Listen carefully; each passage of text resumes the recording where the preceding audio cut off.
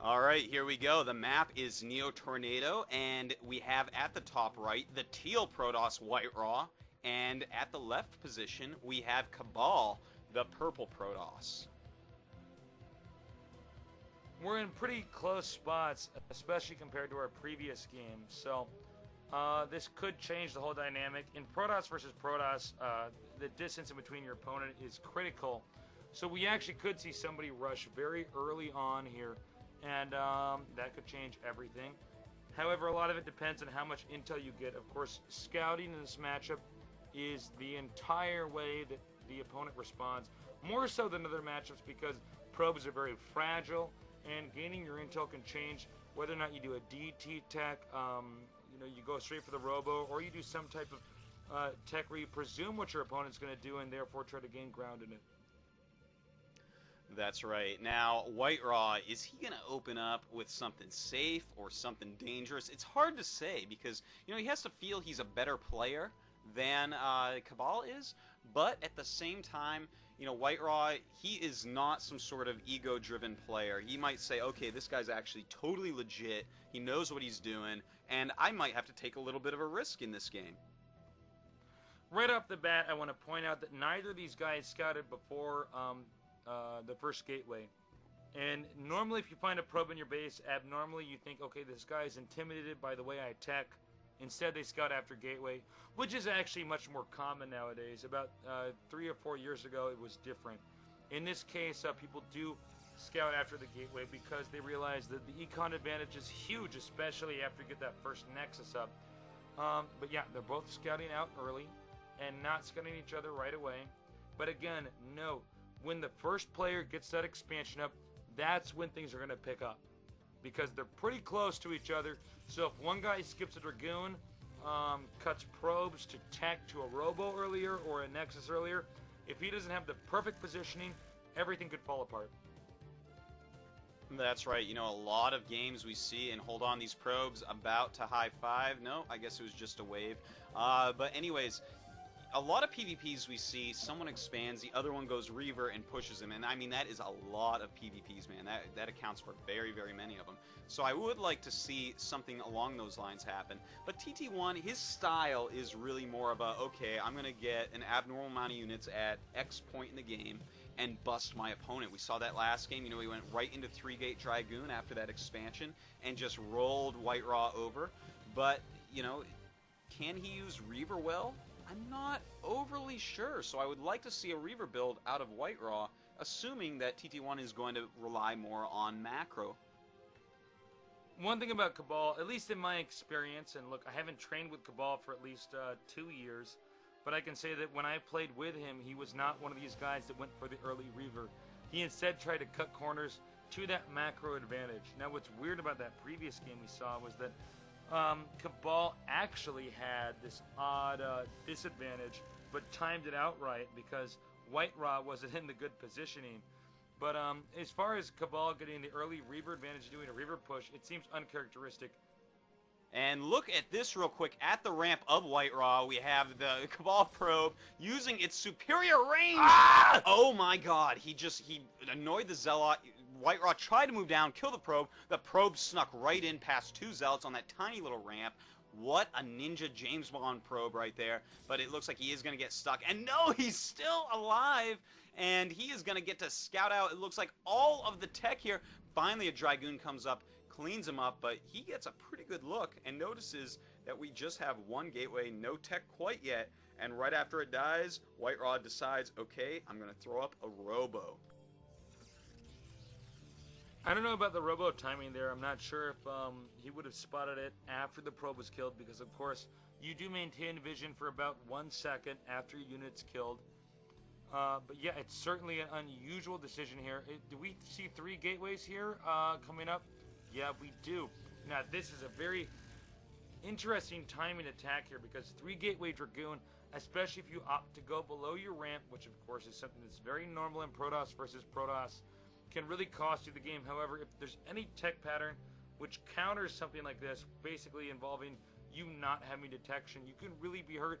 And one thing to note beyond this is that if your initial timing attack with a 3 gateway rush if it doesn't work, you're going to be really hurting because you have no intel, you have no way to figure stuff out. You either have to stop producing out of those 3 gateways or come up with something very creative. So a lot of this is going to be based off how long this game goes on.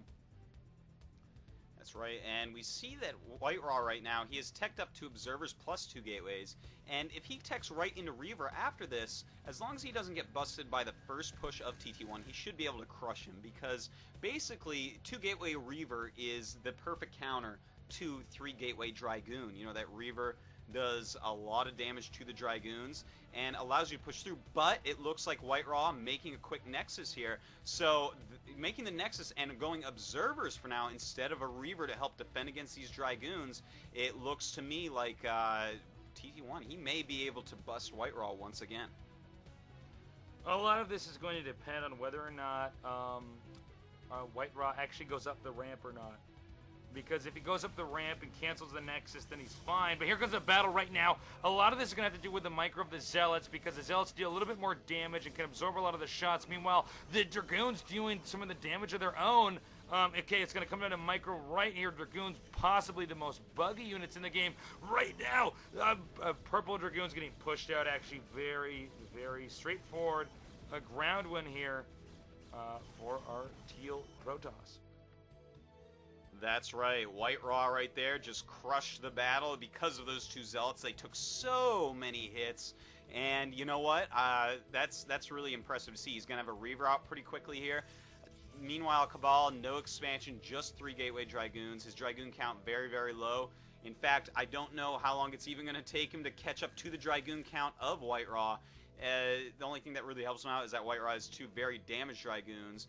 But as is, White Raw is in an absolutely dominating position, and I'm not sure what TT1 could possibly do to come out of this. Well, frankly, TT1 had some god-awful timing here. Rushing in there when he really didn't even have the Dragoon advantage. All that White Raw has to do is make units and defend. White Raw has the expansion timing ahead. He has the tech tree ahead. So it's pretty straightforward from here. My guess is we're probably going to see one more attack here from Kabal, also known as TT1, better known as TT1. And from there, if it doesn't work, I think White Raw will just win. I mean, I don't know what else to say. It's pretty straightforward. This is a math game right now. That's right. You know, it's going to be very hard to come back from this. I don't know if any amount of micro is going to get him through this ridiculous force in White Raw's choke. But here we go. It looks like he is going to go in, but here comes up the Reaver, and bam! Ow! Nice Scarab. Hits a lot of Dragoons right there. And I think TT1 is just sitting here saying to himself, well, it looks like this game's over, because if you look in White Raw's main, he has 4 gates, he has the Robo. In the meantime, TT1, he has just 3 gateways. Not sure exactly what he's thinking of doing to come back from this. Basically has his Dragoons in a couple locations right now, but there is an Observer chasing him around, so there aren't going to be any real surprise tactics coming up here. And look at this, White Raw loading up a shuttle. Looks like he's going to go harass due to Kabal having basically no scouting going on of where his Reaver is at the time. One problem with what Kabal's been doing is he has no emphasis on defense whatsoever. And if this shuttle, which is about to move in here, slip in here right now, if it takes out too many probes, remember he expanded a little bit later. Here comes it, drops now, and Nice. What about 3 probes killed? Make it 5, and he could easily take out. Oh my God! Kills a lot of probes here. He's killed about 10 right now. Yeah, he is. It is killing so many probes right now. What can I even say, man? It looks like there's going to be an all-in counterattack right here, right now. Kabal moving up with his purple Dragoon force. But White Raw, he is so well defended, has another Reaver, sending his other Reaver home, right? Or no, not even, just floating there, waiting to try to go back in there for some more harass. But Kabal looks like he wants to try to catch that shuttle with all the Dragoons up on the side, realizes it's not going to happen, comes down, and here we go. This is definitely going to be the last battle of the game. We see a huge battle up here. Right now, Kabal could retreat northward, but then again, what is he going to gain from this? There's already a Reaver on the low ground. Oh my God, a Reaver coming up from the north as well. He can actually collect both Reavers into a push. There's no number advantage right now for Kabal, and there it is, GG, he knows better. And now we're tied here at 1-1.